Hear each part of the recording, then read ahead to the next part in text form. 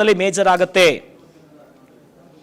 ಮೋಹನ್ ರಾಜ್ ಎನ್ನುವವರು ದರ್ಶನ್ಗೆ 38 ಲಕ್ಷವನ್ನ ನೀಡಿದ್ರು. ಅಂದ್ರೆ ಮೇ ತಿಂಗಳಿನಲ್ಲಿ 38 ಲಕ್ಷವನ್ನ ಮೋಹನ್ ರಾಜ್ ಅವರು ಕೊಟ್ಟಿದ್ರು. ಆ ವಿಚಾರದಲ್ಲಿ ಪೊಲೀಸರೇನು ಉಲ್ಲೇಖ ಮಾಡಿದ್ರು ಅಂತಂದ್ರೆ, ಈ ಮೋಹನ್ ರಾಜ್ ಕೊಟ್ಟಿರುವಂತ 38 ಲಕ್ಷವನ್ನ ಅದರನ್ನೇ ಬಳಸಿಕೊಂಡು ಸಾಕ್ಷ್ಯ ನಾಶಕ್ಕೆ ಬಳಸಿದ್ದಾರೆ ಅಂತ ಪೊಲೀಸರು ಉಲ್ಲೇಖ ಮಾಡಿದ್ರು. ಜೂನ್ ನಲ್ಲಿ ಆಗುವಂತ ಘಟನೆಯನ್ನ ಮೇನಲ್ಲೇ ಊಹಿಸಲು ಸಾಧ್ಯನಾ ಅಂತ ಪ್ರಶ್ನೆಯನ್ನ ಮುಂದಿಟ್ಟಿದ್ರು.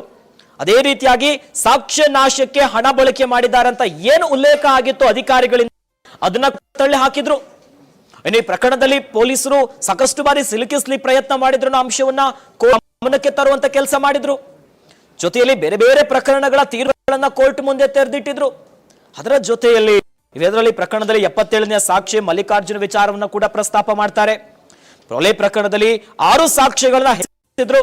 ಇನ್ನು ಪ್ರಾಸಿಕ್ಯೂಷನ್ ವತಿಯಿಂದ 6 ಸಾಕ್ಷ್ಯಗಳನ್ನ ಉಲ್ಲೇಖಿಸಿದ್ದಾರೆ. ಆದ್ರೆ ಈ ಸಾಕ್ಷಿಗಳಿಗೆ ಘಟನೆ ಬಗ್ಗೆನೇ ಗೊತ್ತಿರಲಿಲ್ಲ ಅನ್ನುವಂತ ವಿಚಾರವನ್ನ ಕೋರ್ಟ್ ಗಮನಕ್ಕೆ ತರ್ತಾರೆ. ಮತ್ತೆ ತನಿಖೆಯಲ್ಲಿ ಲೋಪ ಆಗಿದ್ದು, ಅದುವೇ ಈ ಸಾಕ್ಷಿಗಳ ಬಗ್ಗೆ ಅನುಮಾನವನ್ನು ವ್ಯಕ್ತಪಡಿಸಿದ್ರು.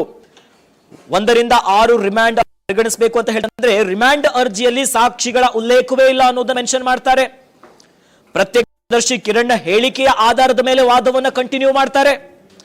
ಆದ್ಮೇಲೆ ಏನೇನಾಯ್ತು, ಪುನೀತ್ನ 161 ಹೇಳಿಕೆ ಓದಿದ್ರು ಜಡ್ಜ್ ಮುಂದೆ. ಅಲ್ಲಿ ಏನೇನು ಅಂಶಗಳಿವೆ ಅಂತ ಅದನ್ನ ಪರಿಗಣಿಸಬೇಕು ಅಂತ ಜಡ್ಜ್ ಮುಂದೆ ತೆರೆದಿಡ್ತಾರೆ. ಇನ್ನು ತನಿಖಾ ಅಧಿಕಾರಿಗಳೇ ಹೇಗೆ ಫ್ಯಾಬ್ರಿಕೇಟ್ ಮಾಡ್ತಿದ್ದಾರೆ ಅಂತ ಹೇಳ್ತೀವಿ ಅಂತ ಹೇಳ್ಬಿಟ್ಟು ಸಾಕಷ್ಟು ಅಂಶಗಳನ್ನ ಕೋರ್ಟ್ ತರ್ತಾರೆ. ಇದರ ಜೊತೆಯಲ್ಲಿ ಪುನೀತ್ ಹೇಳಿಕೆಯನ್ನ ಕೂಡ ಜಡ್ಜ್ ಮುಂದೆ ಹೇಳಿ ಅಲ್ಲಿ ಏನಾಯ್ತು, ಮೊಬೈಲ್ ಟವರ್ ಲೊಕೇಶನ್ ಎಲ್ಲಿತ್ತು ಅನ್ನೋ ವಿಚಾರನ ತಂದಿಡ್ತಾರೆ. ಆದ್ರೆ ಪುನೀತ್ ಮೊಬೈಲ್ ಅಲ್ಲಿ ರಿಟ್ರೀವ್ ಆದ ಫೋಟೋಸ್ಗಳ ಬಗ್ಗೆನೂ ಕೂಡ ಕೋರ್ಟಿಗೆ ನೀಡ್ತಾರೆ. ಇನ್ನು ಏನು ಆರೋಪಗಳಿತ್ತು, ರೇಣುಕಾಸ್ವಾಮಿಯ ಕೊಲೆ ಪ್ರಕರಣದಲ್ಲಿ ರೇಣುಕಾಸ್ವಾಮಿಯ ಮರ್ಮಾಂಗಕ್ಕೆ ಹೊಡೆದು ಅದನ್ನ ವಿಕೃತವಾಗಿ ಹಿಂಸೆ ಕೊಟ್ಟಿರುವಂತ ಆರೋಪ ಏನಿತ್ತು, ಈ ವಿಚಾರವನ್ನ ಮುಂದೆ ತರ್ತಾರೆ. ಕಪಾಳಕ್ಕೆ ಹೊಡೆದಿರುವಂತ ಆರೋಪ ಚಾರ್ಜ್ ಶೀಟ್ ಅಲ್ಲಿ ಅಂಶಗಳು ಏನೇನು ಉಲ್ಲೇಖ ಆಗಿಲ್ಲ, ಇದನ್ನ ಕೊಲ್ಲುವ ಉದ್ದೇಶ ಇದ್ದಿದ್ರೆ ಊಟ ಕೊಡ್ತಿದ್ರ, ನೀರನ್ನ ಕೊಡ್ತಾರ, ಇನ್ನು ಪೊಲೀಸರಿಗೆ ನೀಡುವಂತ ಕೆಲಸ ಅನ್ನುವಂತ ಕೆಲವೊಂದು ವಿಚಾರಗಳನ್ನ ಅಂದ್ರೆ ಒಪ್ಪಿಸಬೇಕು ಅಂತ ಅಂದ್ಕೊಂಡಿರೋ ವಿಚಾರವನ್ನ ಮುಂದಿಡ್ತಾರೆ. ಎಲ್ಲವೂ ಕೂಡ ಈ ಪ್ರಕರಣದಲ್ಲಿ ಪರಿಗಣಿಸಲಾಗಿರುವಂತ ವಿಚಾರ. ಇದರ ನಡುವೆ ಪ್ರಬಲವಾದಂತ ವಾದವನ್ನ ಮಾಡ್ತಾ ಜಡ್ಜ್ ಮುಂದೆ ಸಾಕಷ್ಟು ವಿಚಾರಗಳನ್ನ ಕೂಡ ಮುಂದಿಡ್ತಾರೆ.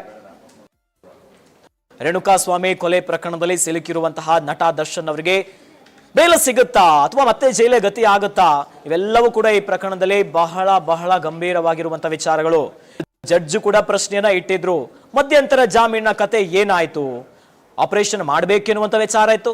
ಆದ್ರೆ ಆಪರೇಷನ್ ಡೇಟ್ ಅಂತ ಎಲ್ಲೂ ಕೂಡ ಉಲ್ಲೇಖ ಮಾಡಿಲ್ಲ, ಎಲ್ಲಿವರೆಗೂ ಬಂತು ಈ ಪ್ರಕ್ರಿಯೆ ಅಂತ ಕೇಳ್ತಾರೆ. ಅದಕ್ಕೆ ದರ್ಶನ್ ಪರ ವಕೀಲರಾಗಿರುವಂತಹ ಸಿ ವಿ ನಾಗೇಶ್ವರ್ ಉತ್ತರ ಕೊಡ್ತಾರೆ. ದರ್ಶನ್ ಅವರಿಗೆ ಚಿಕಿತ್ಸೆ ಆಗ್ತಾ ಇದೆ, ಆಸ್ಪತ್ರೆಯಲ್ಲಿ ಚಿಕಿತ್ಸೆನ ಕೊಡ್ಲಾಗ್ತಾ ಇದೆ, ಆದರೆ ಯಾಕೋ ಆಪರೇಷನ್ ಆಗಿಲ್ಲ ಅಂತಂದ್ರೆ ದರ್ಶನ್ ಅವರ BP ವೇರಿಯೇಷನ್ ಇದೆ, ಈ ಹೊತ್ತಿನಲ್ಲಿ ಆಪರೇಷನ್ ಮಾಡಕ, ಹಾಗಾಗಿ BP ನಾರ್ಮಲ್ ಆದ್ಮೇಲೆ ಮತ್ತೆ ಆಪರೇಷನ್ ಆಗುತ್ತೆ ಅನ್ನುವಂತ ವಿಚಾರವನ್ನ ಮುಂದಿಟ್ಟಿದ್ದಾರೆ.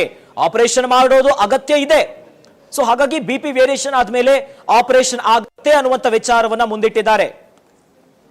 ಇನ್ನು ಇದೇ ಹೊತ್ತಿನಲ್ಲಿ ಬೇಲ್ ಸಿಗುವಂತ ವಿಚಾರವಾಗಿನೇ ಅನೇಕ ಸುಪ್ರೀಂ ಕೋರ್ಟ್ ನಲ್ಲಿ ಬೇರೆ ಬೇರೆ ಏನೇನು ಪ್ರಕರಣಗಳಾಗಿತ್ತು, ಹೈ ಪ್ರೊಫೈಲ್ ಕೇಸ್ಗಳಲ್ಲಿ ಕೋರ್ಟ್ ಯಾವ ರೀತಿಯಾಗಿ ಪರಿಗಣಿಸಿತ್ತು ಅನ್ನುವಂತ ವಿಚಾರವನ್ನ ಕೋರ್ಟ್ ಗಮನಕ್ಕೆ ತರುವಂತ ಕೆಲಸ ಮಾಡ್ತಾರೆ.